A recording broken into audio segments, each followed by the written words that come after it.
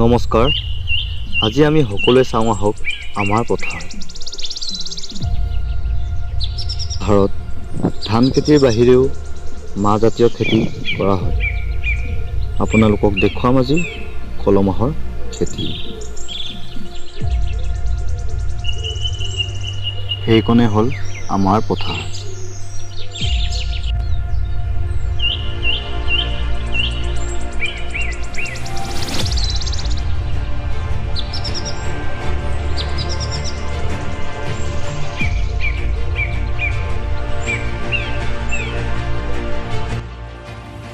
আৰু দেখুৱাম আজি আমাৰ মৰমৰ ককাই পথাৰখনত কেনেকৈ সময়বোৰ কটোৱায়।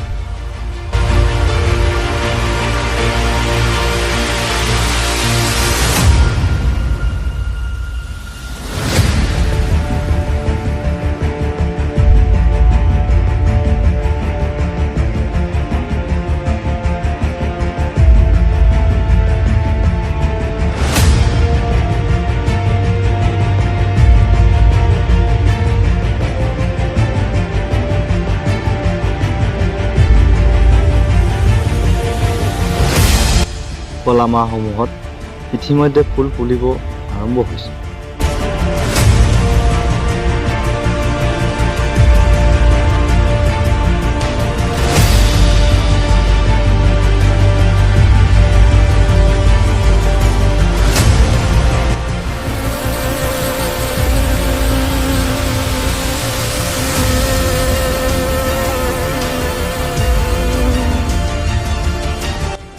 কিছু গছত আকৌ গছৰ গুটি ওলাবও আৰম্ভ হৈছে।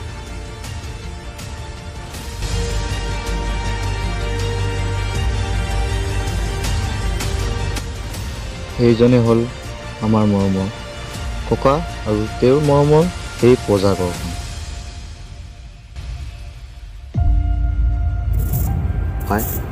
ইয়াতে সময়বোৰ কটোৱা।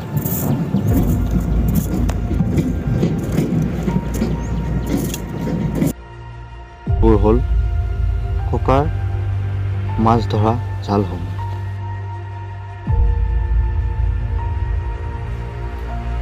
এই প্ৰজাঘৰখনতে থাকি তেওঁ পথাৰখনত গৰু ম'হ ছাগলী আদিৰ কাৰণে ৰখি থাকে।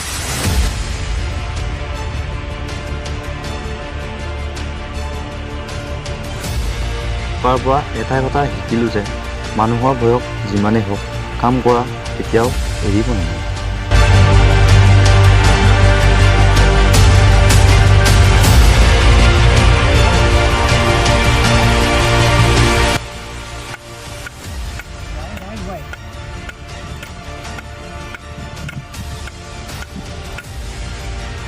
তাই মোক চাহ বনাবৰ কাৰণে পানী আনিব ক'লে, লৈ আহিলোঁ।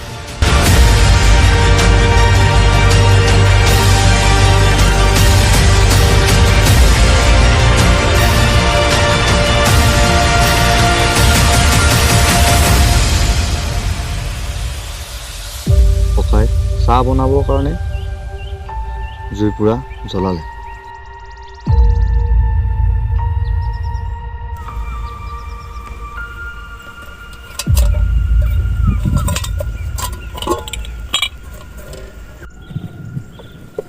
চাহ বনোৱা হৈ গ'ল।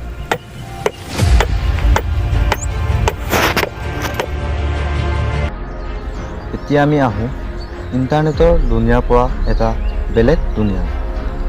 ককা এতিয়া বুঢ়া হৈ গৈছে। তেওঁলোকক এতিয়া লাগে মাথো নাতি পুতিসকলৰ মৰম চেনেহ। সকলোৱে ইণ্টাৰনেটৰ পৰা অলপ ওলাই আহি ককা আইতাসকলৰ লগত হাঁহি ধেমালিৰে সময়বোৰ কটাব লাগে। ককাই আজি দিনটো বহুত কথা পাতিলোঁ, ধেমালিও কৰিলোঁ, ককাৰ লগত কামো কৰিলোঁ। ককাৰ লগত কথা পাতি থাকোঁতে কেতিয়া সন্ধিয়া হৈ গ'ল, বেলি ডুব গ'ল গমকে নাপালোঁ। আৰু অন্য এটা ভিডিঅ'ত লগ পাওঁ আপোনালোকক। জয় আই অসম।